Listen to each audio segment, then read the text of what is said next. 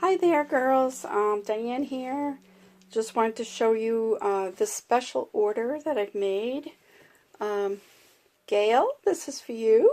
I just wanted to say that there are a lot of techniques in this particular journal that you may be interested in wanting to recreate yourself. So there's a lot of good ideas. I went wild because I know that Gail loves looking through the journal. She's not necessarily wants to do a lot of writing in it.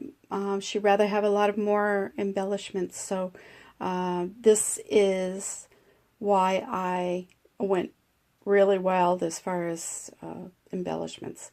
So here we go. Now, there's a lot of dimension in the cover. I found this in Hobby Lobby. It was a fairy garden section, and I thought, oh, wouldn't that be cute to put on the top of a journal? If you were writing in this journal and carrying it around a lot, then it might be a bumpy problem to write on. But if you're careful, you could still do it. Or if it's just a coffee table kind of journal, then it's perfect. So I made it from a Reader's Digest condensed books. I gutted out the pages and I put in 3 signatures. There's about 120 pages in this particular journal. Now, the closure is a popular closure that I use. And what I use is just an elastic band, the kind you use for ponytails. And I used eyelets and a scrapbooking post. And I've found that this is the sturdiest and most flexible, so that if you want to add a lot more things or take out, it's going to close real quick and it's going to close real good. Now, these are the things that I used in this closure. Now we have a scrapbooking post such as this. You probably, if you're a scrapbooker, you're going to have a bunch of these leftovers there to extend your actual scrapbook. And they unscrew. Okay. So what I did was I put an eyelet on each side. If you notice underneath the flower, there's an eyelet. I'll show you the back side of it. That's part of the post that goes through. So what you do is you put 2 eyelets, put the post through the front hole, then you screw on the other piece, which makes the post stick up, and that's where I put the little flower on the top. Now that makes it flexible so that if you have more pages, it will come out a bit more. So you have that flexibility. If you can see here, has the flexibility of being adjustable. So I just take my hair closure and just put it over there, and it really, really holds the journal well. So, okay, now on to the beginning of the book. Now I know she loves doors and windows, so I created a door with a vellum window. If you could see my finger through there. This is the back of the door. I put a scenery. And then the third part of the door is an actual tuck spot where she could put her other journal cards. And this particular one, kind of kept it to the blues and yellows and a little bit of the rustish looking colors. And use some stamps, rub-ons, not rub-ons, but some stencils, little dangles. Lots of lace included in them, and lots of stitching.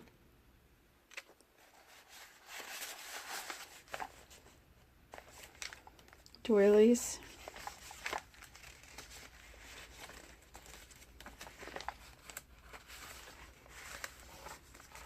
This is one of my journaling prompts. Just kind of ask questions. What today's weather is, what's the news in today, what I'm excited about, concerned about, and so forth. And you've seen me, I've used usually one in each journal that I custom make. Little actual key that's in this envelope here. And my card saying, don't forget to journal. I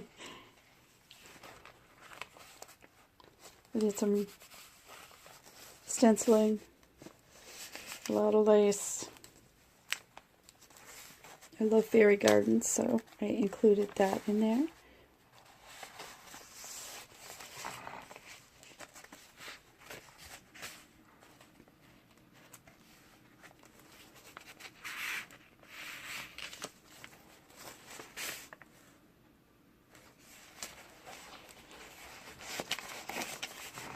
And this was a pattern piece. I used beeswax over, and then I added the embellishments over it. Make a pocket.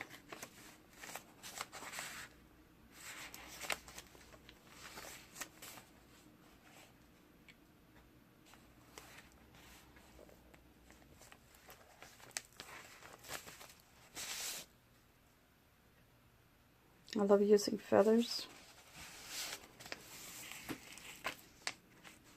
And cheesecloth. Couldn't resist. Gail, I thought this would make you smile.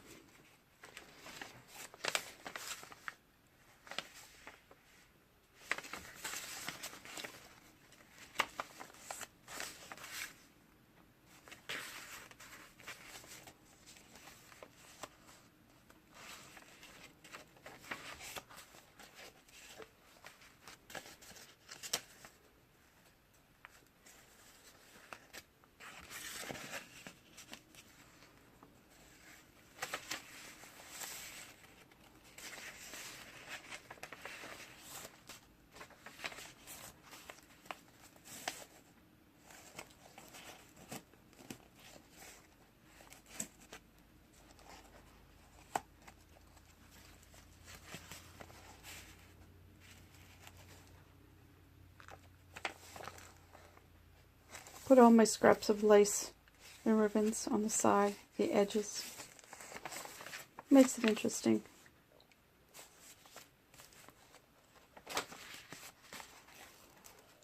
And this was a mesh bag. I just cut the drawstring part off on the top.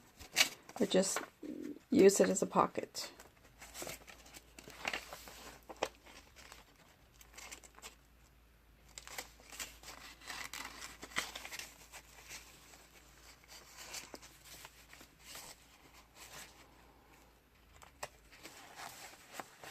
And this is a coffee filter. One of these. And I just stitched it in a V. And it makes a pocket.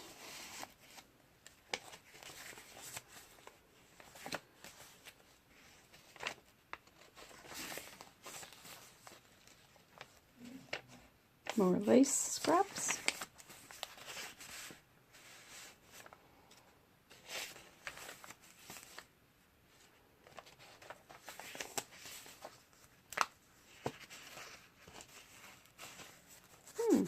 I'll have to add something in there.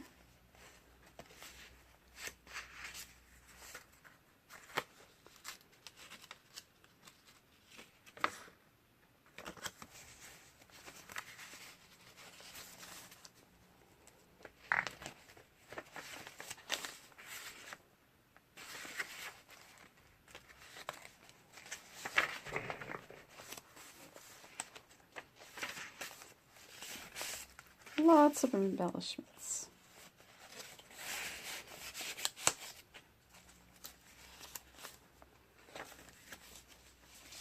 I love this little guy. He's so cute.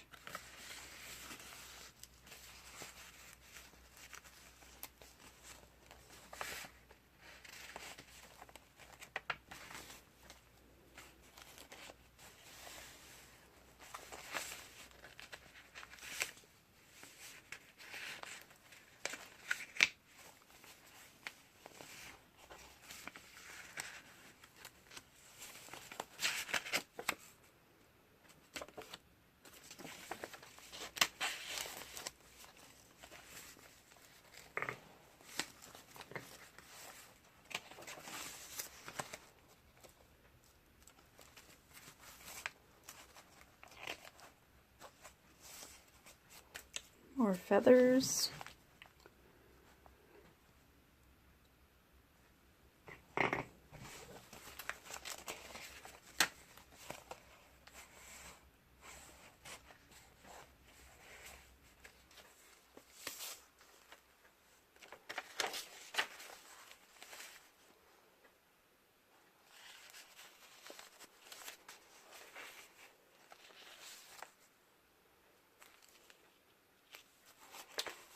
And this is an embossed glassine bag behind the thread holder. Makes for a different kind of journaling card. And this is a cupcake paper. I folded it in half and just made it a tuck spot. It needs a little bit of stabilization underneath it, so I put some cardstock so that it wouldn't be too flimsy.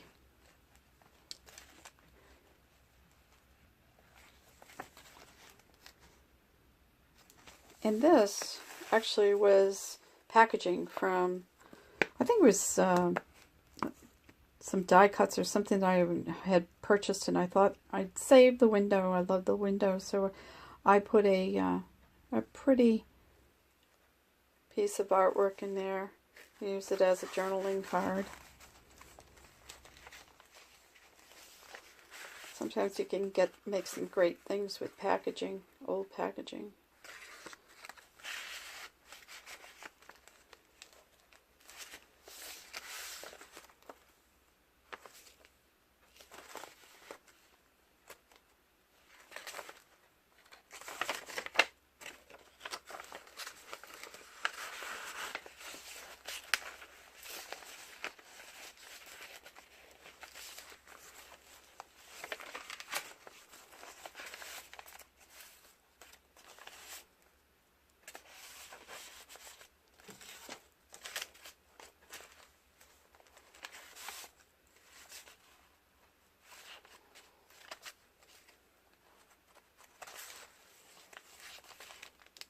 There's another one of those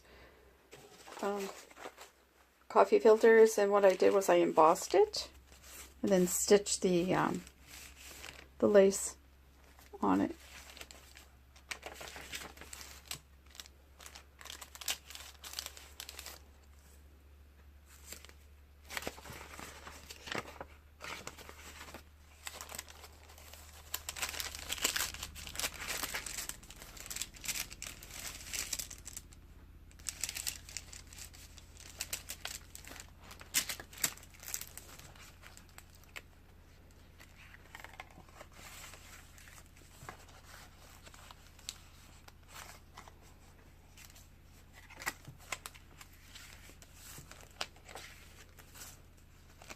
Glassine bag all stitched.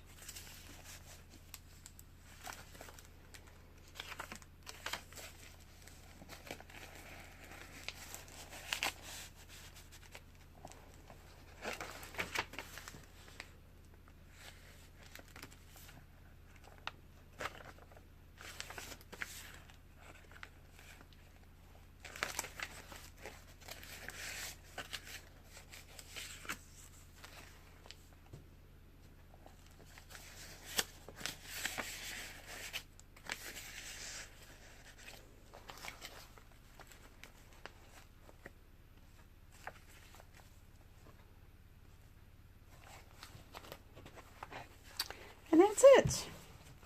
So it's quite full, but the closure is perfect.